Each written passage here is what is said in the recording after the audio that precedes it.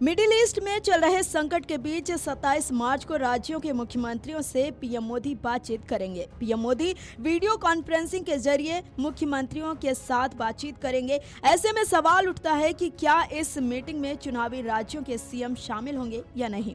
इस सवाल के जवाब जानने से पहले ये जान लीजिए कि इस बातचीत का मकसद क्या है।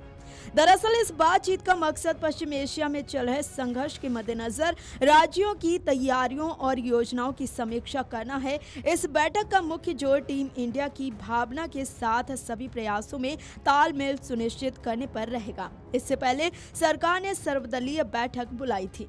पीएम मोदी की इस बैठक में ऊर्जा और ईंधन सुरक्षा को लेकर चर्चा होगी। पश्चिम एशिया में तनाव से कच्चे तेल और गैस की वैश्विक सप्लाई प्रभावित हो सकती है। केंद्र सरकार राज्यों के साथ मिलकर ईंधन की उपलब्धता और कीमतों पर चर्चा करेगी। इसके अलावा युद्ध के कारण समुद्री व्यापार मार्गों पर पड़ने वाले असर और जरूरी वस्तुओं की सप्लाई चेन को टूटने से बचाने की रणनीति पर भी चर्चा हो सकती है। इससे पहले सरकार ने आज नागरिकों को आश्वस्त किया कि पश्चिम एशिया में बढ़ते तनाव के बावजूद कोई तात्कालिक खतरा नहीं है। सरकार ने बताया कि देश के पास 60 दिनों का ईंधन उपलब्ध है। लोगों से ईंधन की कमी से जुड़ी अटकलों पर ध्यान न देने की अपील की गई। सरकार ने पुष्टि की कि देश की ऊर्जा आपूर्ति स्थिर और अच्छी तरह प्रबंधित है और मौजूदा मांग को पूरा करने के लिए पर्याप्त भंडार मौजूद है। पेट्रोलियम और प्राकृतिक गैस मंत्रालय के अनुसार कच्चे तेल की आपूर्ति अगले लगभग 2 महीने के लिए पहले ही सुनिश्चित कर ली गई है। सार्वजनिक क्षेत्र की तेल बाजार कंपनियों ने पहले से ही आयात की व्यवस्था कर ली है, जिससे आपूर्ति में निरंतरता बनी रहे। होर्मुज जल डमरू मध्य में बाधाओं के बावजूद भारत 40 से अधिक देशों से कच्चा तेल खरीद रहा है, जिससे किसी एक मार्ग या क्षेत्र पर निर्भरता कम हो जाती है। अधिकारियों ने बताया कि देश की रिफाइनरी अपनी पूरी क्षमता से भी अधिक पर काम कर रही है, जिससे पूरे देश में ईंधन की लगातार आपूर्ति बनी हुई है। भारत की कुल भंडारण क्षमता करीब 74 दिनों की खपत को पूरा कर सकती है, जबकि वर्तमान भंडार करीब 60 दिनों के लिए पर्याप्त है, जिसमें रणनीतिक पेट्रोलियम भंडार भी शामिल है। अधिकारियों ने जोर देते हुए कहा कि संकट के कई हफ्तों बाद भी कोई कमी नहीं है और भविष्य में आपूर्ति स्थिर बनाए रखने के लिए आगे की खरीद योजनाएं भी पहले से तैयार हैं।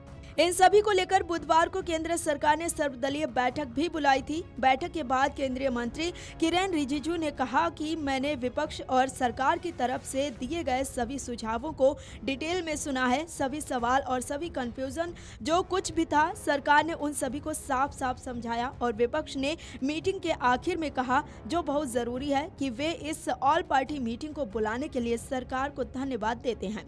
उन्होंने ये भी कहा कि ऐसे मुश्किल हालात में हम सभी को एक साथ खड़ा होना होगा। किरेन रिजिजू ने आगे कहा कि कई सदस्य हॉर्मुज स्ट्रेट से गैस और पेट्रोलियम सप्लाई की डिटेल्स जानना चाहते थे। वे सभी इस बात से संतुष्ट थे कि भारत पहले ही 4 जहाज लाने में सफल रहा, इसलिए विपक्षी सदस्य सरकार की कोशिशों से संतुष्ट थे। अब जान लीजिए कि पीएम मोदी की इस मीटिंग में चुनावी राज्यों के सीएम रहेंगे या नहीं। बता दें कि चुनाव वाले राज्य आचार संहिता लागू होने के कारण इस बैठक का हिस्सा नहीं होंगे। चुनाव वाले राज्यों के प्रमुख सचिवों के लिए एक अलग से बैठक होगी, जिसका आयोजन कैबिनेट सचिवालय के माध्यम से किया जाएगा। Video desk amarujala.com। अगर आप ये वीडियो YouTube पर देख रहे हैं तो हमारे चैनल को सब्सक्राइब कर बेल आइकन दबाएं और Facebook पर देख रहे हैं तो हमारे पेज को लाइक करें।